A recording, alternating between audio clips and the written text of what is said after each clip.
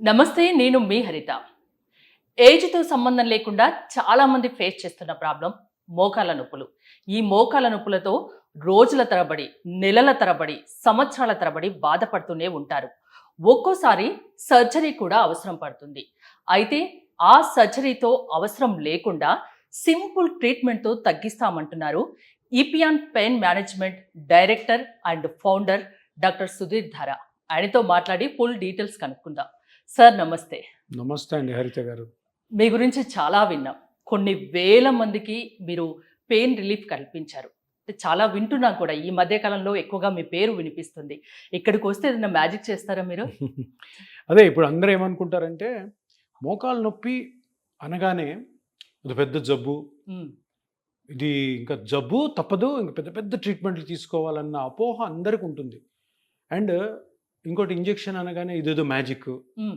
టక్కన అట్లా థర్డ్ మన్ మొత్తం చేంజ్ అయిపోయి ఇంకా నేను అస్సలు నడవలేని వాడిని పరిగెత్తడము, అసలు పని చేయలేని హౌస్ వైఫ్ మొత్తం ఇంటి పని అంతా చేస్తాను కూడా చాలా తప్పది. అపోహ ఏంటంటే మోకాలు నొప్పి రావడము అన్నది జబ్బు కాదు. మోకాలు నొప్పి అన్నది మనము డైలీ చేసే యాక్టివిటీస్ వల్ల వచ్చే ఒక మార్పు అంతే. సో ఆ డైలీ యాక్టివిటీస్ వల్ల వచ్చే మార్పు కాబట్టి ట్రీట్మెంట్ కంటే ట్రీట్మెంట్ లేకుండా ముందే జాగ్రత్త కూడా పడవచ్చు. హ్మ్. కానీ ఎందుకు నేను ఈ మాట అంటున్నానంటే ఇప్పుడు ఏదైతే కండిషన్ వల్ల మనం బాధపడుతుంటామో ఆ బాధపడుతున్నది మన చేతుల్లోనే ఉండి కంట్రోల్ చేసుకోగలిగితే హ్మ్. అది రానికుండా కూడా చూసుకోవచ్చు. సో ఈ మోకాలు నొప్పి అన్నది జనరల్గా ఎందుకు వస్తుంది? Day to day life. Day to day లైఫ్లో ఏ వయసులో వాళ్ళకి వస్తుంది? ఏజ్ నెమ్మదిగా ఎక్కువ అవుతుంటుంది. ఇప్పుడు 20-25 నొప్పి రాదు, 35 రాదు, 35 నుంచి లైట్గా స్టార్ట్ అంటే అవ్వచ్చు. 20, 25 ఆ ఏజ్‌లో ఒబేసిటీ ఉన్నా కూడా మోకాళ్ళ నొప్పులు వస్తాయి తక్కువ, కదా? చాలా తక్కువ, హ్మ్. చాలా తక్కువ. ఎందుకంటే అప్పుడు మనకి ఎలాస్టిసిటీ ఉంటుంది, బాడీలో స్ట్రెంగ్త్ ఉంటుంది, అన్ని లిగమెంట్స్ బాగుంటాయి, మన బోన్స్ బాగుంటాయి, కార్టిలేజ్ బాగుంటుంది. తక్కువ రావచ్చు, ఇప్పుడు హ్మ్. ఉన్నాయి. ఇప్పుడు ఇంతకుముందు మోకాళ్ళ అరుగుదల, మోకాళ్ళ నొప్పులంతా కూడా 55 ఏళ్ళ తర్వాత ఇప్పుడు 35కి వస్తున్నాయి. హ్మ్.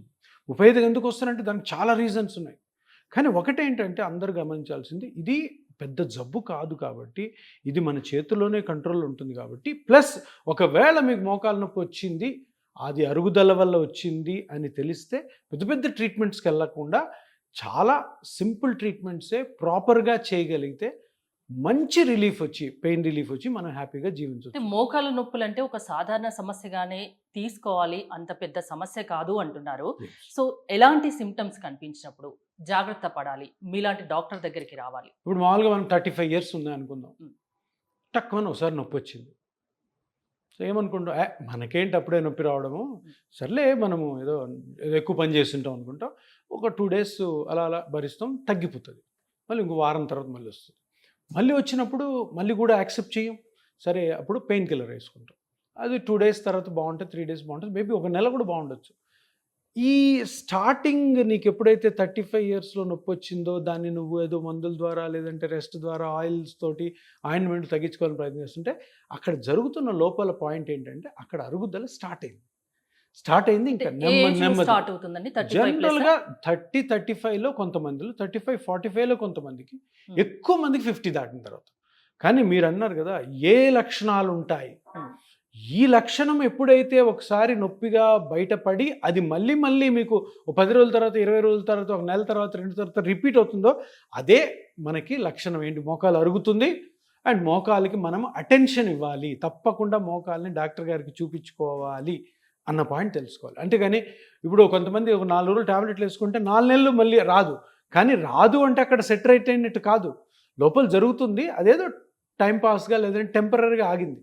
సో లక్షణము ఎప్పుడు వచ్చినా కూడాను ఆ నొప్పి, మోకాలు నొప్పి వచ్చినప్పుడు అది కానీ ఒక 2-3 మంత్స్ ఆన్ అండ్ ఆఫ్ వస్తుందంటే ఇమీడియట్గా అనుమానం రావాలి. నాకు మోకాలు అరుగుతుంది, వెంటనే మనం దీనికి సంబంధించిన డాక్టర్ దగ్గరికి వెళ్ళాలి, వెంటనే అసలు ఏం జరుగుతుందో కనుక్కోవాలి. డాక్టర్ని కూడా బ్లైండ్గా నమ్మొద్దు. సార్ నాకేం జరుగుతుంది చెప్పండి, ఒక టెస్ట్ చేయాలి. ఆ టెస్ట్లో ఏం జరుగుతుంది, ఎందుకు నొప్పి వచ్చిందని తెలుసుకోవాలి. ప్రతి ఒక్కరు కూడా మీకు మోకాలు నొప్పి వస్తే మీ డాక్టర్ గారిని అడగండి, అసలు ఎందుకు వచ్చింది సార్, ఆ భాగం ఏదైతే అరిగిపోయిందో దెబ్బతినిందో నాకు చూపించండి అని అడగండి. అడిగినప్పుడే మీకు అవేర్నెస్ వస్తుంది, ఎడ్యుకేషన్ వస్తుంది. దాని ద్వారా ట్రీట్మెంట్ ఆప్షన్స్ ఏంటన్నవి మీరే డిసైడ్ చేసుకోవచ్చు. ఒక పేషెంట్ డిసైడ్ చేసుకోవచ్చు ఇప్పుడు మోకాలు చిప్ప అరుగుతే దానికి నీ రీప్లేస్మెంటే కదా సొల్యూషన్. అని ఇంతకు ముందు. ఇప్పుడు చాలా చాలా మంచి మార్గాలు ఆపరేషన్ లేకుండా వచ్చాయి. నీ రీప్లేస్మెంట్ ఉంది లేదనట్లే, కొన్ని కేసెస్లో తప్పకుండా నీ రీప్లేస్మెంట్ కలగాలి. కానీ నేనేమంటాను, నీ రీప్లేస్మెంట్ స్టేజ్ వరకు వెళ్ళేమంటే ముందే జాగ్రత్తలు తీసుకున్నాం అనుకో, అక్కడికి వెళ్ళాల్సిన అవసరం లేదు. తప్పదన్నప్పుడు వెళ్తాం. ఇప్పుడు మోకాలు ఇలా ఉంటుంది, ఇది మోకాలు. మోకాలు అంటే నీ జాయింట్, రెండు పెద్ద బోన్స్ ఉంటాయి, దీని పక్కన లిగమెంట్స్ ఉంటాయి, దీనిపైన మజిల్స్ ఉంటాయి. ఈ తెల్లగా ఉన్నదేమో మెనిస్కస్, ఈ బ్లూగా ఉన్నది కార్టిలేజ్. ఇంతే.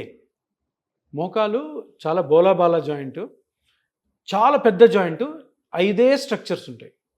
ఈ 5 స్ట్రక్చర్స్లో ఏదో ఒకటి దెబ్బతినడం వల్లనే నొప్పి వస్తుంది. సో నేనేమంటాను, మీకు మోకాలు నొప్పి వచ్చింది, ఒక వారం 15-20 రోజులు, నెల వరకు మిమ్మల్ని బాధ పెడుతుంది, ట్యాబ్లెట్ వేసుకుని తగ్గుతుంది, మళ్ళీ వస్తుందంటే ఈ 5లో ఏదో ఒకటి దెబ్బతింటుంది.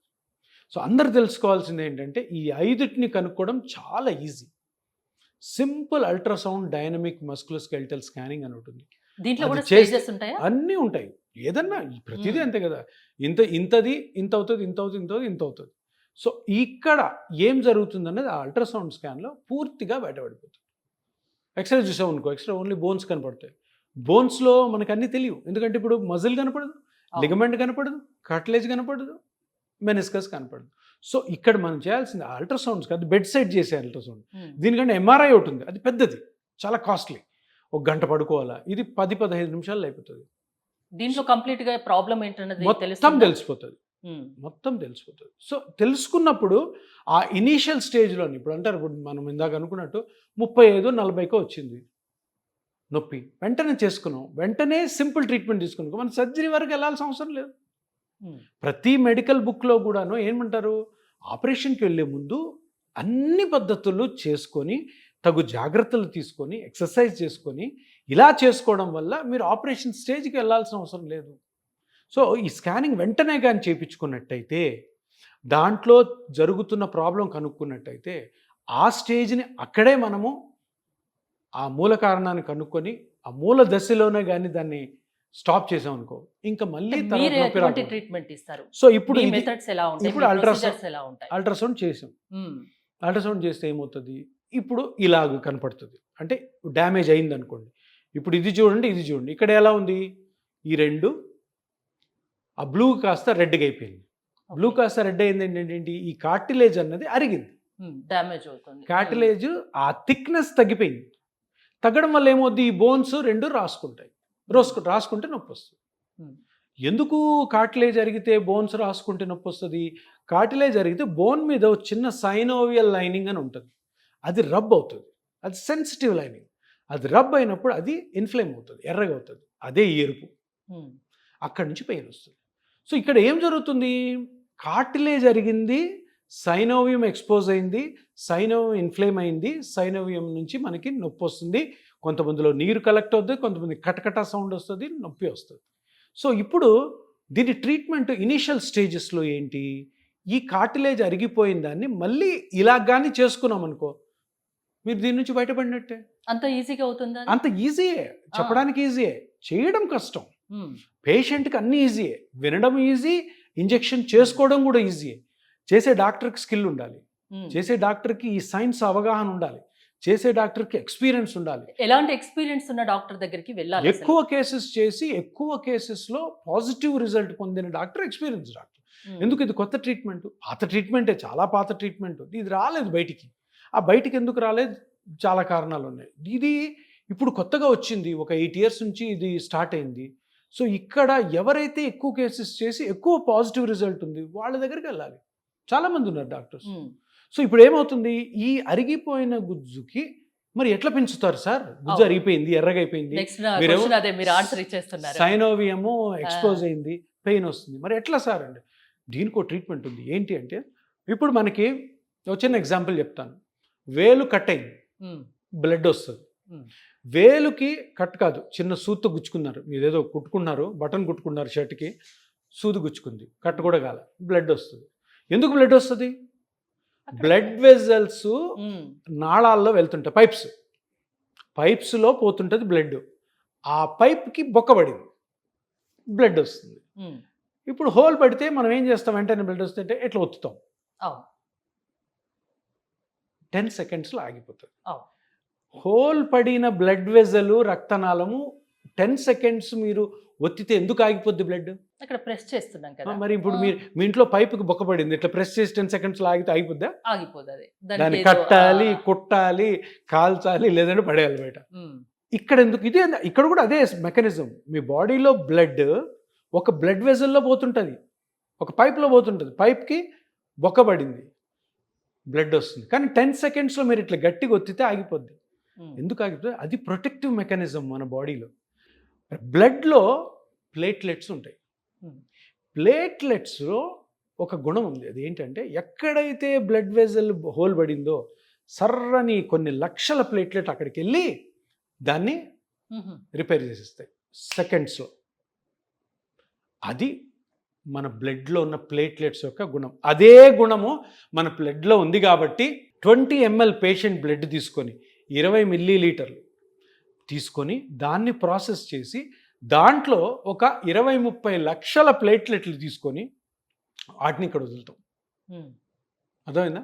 సో అదేం చేస్తుంది, ఇక్కడ అరిగిపోయిన కార్టిలేజ్ని మళ్ళీ రీమోడల్ చేస్తుంది. ఎంత టైం, ఎన్నిసార్లు చేయించుకోవాలి? ఆ రీమోడలింగ్ ఒక్కొక్కరికి ఆ అరిగిన ఎంతైతే క్వాంటిటీ ఉందో ఆ లెవెల్ బట్టి ఉంటుంది. ఇప్పుడు కొద్దిగా అరిగి ఉంటుంది అనుకో, ఇమ్మీడియట్గా ఒక 1-2 మంత్స్లో బయటకు వచ్చేస్తుంది. జనరల్గా బాగా అరిగిన వాళ్ళే డాక్టర్ దగ్గరకు వస్తారు కాబట్టి బాగా అరిగే ఒక 60-70% గుజ్జు అరిగిపోయిన వాళ్ళలో మినిమం 3 to 4 months పడుతుంది. ట్రీట్మెంటే ఒక 1-1.5 month ఉంటుంది. దాని తర్వాత ఒక 2-3 monthsలో అది ఎంతైతే దానికి కెపాసిటీ ఉందో అంత ఆ రీమోడలింగ్, ఆ రిపేరింగ్, ఆ మ్యాట్రిక్స్ రిపేర్ అంతా చేసి దాన్ని మళ్ళీ నార్మల్ చేయడానికి ప్రయత్నం చేస్తారు. ఏ స్టేజ్ వరకు ఈ పిఆర్పి ట్రీట్మెంట్ పనిచేస్తుంది? స్టేజ్ ఏంటంటే చూడండి, పిఆర్పి అన్నది జబ్బుని కరెక్ట్ చేయడానికి కాదు. పిఆర్పి అన్నది మీ పెయిన్ని రిలీవ్ చేయడానికి. పెయిన్ ఎందుకు వస్తుందో ఆ మూల కారణం కనుక్కొని దాన్ని కరెక్ట్ చేయడం ద్వారా మీరు పెయిన్ రిలీఫ్ అవుతారు. ఇక్కడ పాయింట్ ఏంటంటే మీరు ఏంటంటే ఎన్ని రోజుల వరకు ఉంటుంది అన్నది. ఇది ఒక పెద్ద డిసీజ్ కాదు కాబట్టి జనరల్గా మనం చేసే పనుల వల్ల వచ్చే ఒక కండిషన్ కాబట్టి మనం తగు జాగ్రత్తలు తీసుకోవాలి. ఇప్పుడు కార్టిలేజ్ మళ్ళీ సెట్ అయింది, రీమోడల్ అయింది, జనరేట్ అయింది, దాన్ని మెయింటైన్ చేసుకోవాలి. మళ్ళీ అరగ తీసుకోవాలంటే వెంటనే అరగ తీసుకోవచ్చు. దానికోసం నేను ఏ పేషెంట్ను అయినా కానీ ఈ పిఆర్పి చేస్తున్న ఏ డాక్టర్ అయినా కూడాను పేషెంట్కి ప్రాపర్గా ఎక్స్ప్లెయిన్ చేయాలి. ఇగో ఇది నేను చేస్తున్నాను, నీకు ఈ ప్రాబ్లం ఉంది, ఇది కరెక్షన్ అవుతుంది, ఇది కరెక్షన్ అయిన తర్వాత దీన్ని నువ్వు ఇలా మెయింటైన్ చేసుకోవాలి అని తప్పకుండా చెప్పాలి. అప్పుడు మ్యాక్సిమం మనము వేరే ట్రీట్మెంట్లకు వెళ్లకుండా నొప్పి లేకుండా మనం మెయింటైన్ చేసుకోవచ్చు. 3-4 monthsలో వాళ్ళకు రిజల్ట్ కనిపిస్తుంది, పెయిన్ నుంచి రిలీఫ్ వస్తుంది. మనము చేసే ట్రీట్మెంట్లో ఫస్ట్ సిట్టింగ్లో పిఆర్పి చెయ్యం. ఎందుకు? ఫస్ట్ సిట్టింగ్లో పిఆర్పి చేస్తే నొప్పి తగ్గదు. అందుకని ఫస్ట్ సిట్టింగ్లో వేరే ట్రీట్మెంట్ చేస్తాం. దాన్ని రేడియో ఫ్రీక్వెన్సీ అబ్లేషన్ అంటాం. దీంతో ఏమవుద్దంటే పెయిన్ తగ్గుతుంది. ఫస్ట్ పేషెంట్ మన దగ్గరికి ఎందుకు వస్తాడు? చాలా నొప్పితో వస్తాడు, ఆ నొప్పి భరించలేక వస్తాడు. ఫస్ట్ మనం పిఆర్పి చేసిన పెయిన్ తగ్గదు, వాళ్ళకి పిఆర్పి మీద నమ్మకం పోతుంది. ఏది ఫస్ట్ ఇంజెక్షన్ ఇచ్చాడు సారు, కొంచెం తగ్గాలి కదా. అందుకని మనం ఏం చేస్తుంటే ఫస్ట్ ఆ బాధ నుంచి తప్పించడానికి పేషెంట్కి ఒక laser treatment are radio frequency treatment చేస్తాం. పెయిన్ తో కూడుకున్నదా అంటే పిఆర్పి కానీ ఈ రేడియేషన్ అంటున్నారు, రేడియో ఫ్రీక్వెన్సీ, ఇవి రెండు కూడా చిన్న ఇంజెక్షన్స్. అవి కూడా నొప్పి లేకుండా అనస్థీషియా ఇచ్చి, లోకల్ అనస్థీషియా ఇచ్చి చేస్తాం. అంటే మోకాళ్ళ నొప్పులతో బాధపడుతున్న ఎవరైనా పిఆర్పి చేయించుకోవచ్చా? లైక్ అంటే కొందరికి డయాబెటీస్ ఉంటుంది, వేరే హెల్త్ ఇష్యూస్ ఉంటాయి, వాళ్ళకు కూడా ఈ ట్రీట్మెంట్ చేస్తారా? పాయింట్ ఏంటంటే మనము ఎక్కడ బాడీలో నొప్పి ఉన్నా కానీ నొప్పి కలుగు చేసే స్ట్రక్చర్ని కనుక్కోకుండా బ్లైండ్గా ఏ ట్రీట్మెంట్ చేసినా అట్టర్ ఫెయిల్యూర్ అవుతుంది. ఏ ట్రీట్మెంట్ అయినా కానీ, అది సర్జికల్ ట్రీట్మెంట్ అవ్వని, ఇంజెక్షన్ ట్రీట్మెంట్ అవ్వని, టాబ్లెట్స్ అవ్వని, థెరపీస్ అవ్వని, ఏవైనా కానీ డాక్టర్గా ముఖ్యమైన కరెక్ట్ అయిన డాక్టర్ లక్షణం ఏంటంటే మీకు ఏ పార్ట్ డ్యామేజ్ అవ్వడం వల్ల నొప్పి వస్తుంది అనేది కనుక్కోవాలి. సో అన్నిటికీ పిఆర్పి పని చేయకపోవచ్చు. సో ఏ పార్ట్కి అయితే పిఆర్పి పనిచేస్తుందో తెలుసుకునే స్కోప్, తెలుసుకునే నాలెడ్జ్ డాక్టర్కి లేకపోతే పిఆర్పి కూడా ఫెయిల్ అవుతుంది. కొంతమంది అంటారు నేను పిఆర్పి చేసుకున్నాను, అది పని చేయలేదు అంటే ఆ డాక్టర్కి తెలియదు. అది ఎక్కడ వేయాలా, అది పని చేస్తుందా, ఆ స్ట్రక్చర్ డ్యామేజ్ అయింది కాబట్టి ఆ స్ట్రక్చర్ దగ్గర ఇది వేస్తే పని చేస్తుందా లేదా అన్నది ఆ నాలెడ్జ్ డాక్టర్కి లేకపోతే అట్టర్ ఫ్లాప్ అవుతుంది. చాలా మంది జరుగుతుంది. ట్రీట్మెంట్ చేసే విధంగా చేసి ఎక్స్పీరియన్స్ ఉన్న డాక్టర్ తో చేయించుకుంటే ప్రాబ్లం తిరిగి రాదు. తిరిగి రాకపోవడానికి ఛాన్సెస్ చాలా తక్కువ ఉంటాయి. ఓకే, సో నువ్వు ఎంత బాగా చేసి ఎంత బాగా పేషెంట్కి మనం ఎక్స్ప్లెయిన్ చేసుకొని ఎంత బాగా పేషెంట్ మన మాట విని ఫాలో అయితే మళ్ళీ నొప్పి వచ్చే ఆస్కారాలు అంత తక్కువ ఉంటాయి. పర్మనెంట్ అని చెప్పాము కానీ చాలా తక్కువ ఉంటాయి ఆస్కారాలు. సో మోకాళ్ళు చిప్ప అరుగుదల వరకు వెళ్ళకండి, నొప్పి స్టార్ట్ అయినప్పుడే రండి. ఎవరైనా 1-2 సార్లు అది రిపీటెడ్ గా పెయిన్ వస్తుందంటే ఖచ్చితంగా ట్రీట్మెంట్ ఫ్యూచర్ లో మోకాలు చిప్ప అరుగుదల కాకుండా ఉంటుంది. అక్కడికే ఆపొచ్చు, తర్వాత ఆ చెడిపోయిన దాన్ని రీజనరేట్ చేయొచ్చు. ఆ చెడిపోయిన దాన్ని మళ్ళీ రిపేర్ చేసి దాన్ని కరెక్షన్ చేసుకొని హ్యాపీగా ఉండొచ్చు. మోకాళ్ళ నొప్పులు స్టార్ట్ అయినప్పుడే మీ దగ్గరికి వస్తే బెటర్ ఈ విధంగా, ఎందుకంటే ఇంకెక్కువ ప్రాబ్లం చేసుకోకుండా ఉంటారు. ఏ జబ్బని అంతే ఇనీషియల్ గానే కనుక్కున్నాం అనుకో. ఇప్పుడు క్యాన్సర్స్ ఉన్నాయి, క్యాన్సర్ లో ఉన్న అవలక్షణం ఏంటంటే అది బాగా ముదిరిపోయే వరకు బయట తెలియదు, సిమ్టమ్స్ కనిపించవు. సో అదే కానీ ఫస్ట్ స్టేజ్ లో చూసాం అనుకో, టక్కన్ సర్జరీ రేడియేషన్ థెరపీ ప్లస్ కీమోథెరపీతో అయిపోద్ది. దానికి ఉన్న అవలక్షణం అంటే అది బయటపడదు, ఎవరికి ఉందో తెలియదు. అందుకని ఏ డిసీజ్లో కానీ ఏ కండిషన్లో తొందరగానే మేల్కొన్నామంటే హ్యాపీగా ఉండొచ్చు లైఫ్ అంతా. థ్యాంక్ యూ డాక్టర్ గారు, థ్యాంక్స్. మోకాళ్ళ నొప్పులు స్టార్ట్ అయినప్పుడే 1-2 సార్లు అది రిపీట్ అయినప్పుడే డాక్టర్ గారి సుధీర్ గారి దగ్గరికి వస్తే అది ఫ్యూచర్లో ఎక్కువ కాకుండా మోకాలు చిప్ప అరుగుదల వరకు వెళ్లకుండా దాన్ని నివారించవచ్చు. సింపుల్ ట్రీట్మెంట్స్ ఇక్కడ ఉన్నాయని చెప్తున్నారు. మోర్ డీటెయిల్స్ కోసం స్క్రీన్ పైన స్క్రోల్ అవుతున్న నెంబర్స్కి కాల్ చేసి కాంటాక్ట్ అవ్వండి. చూస్తూనే ఉండండి సుమన్ టీవీ.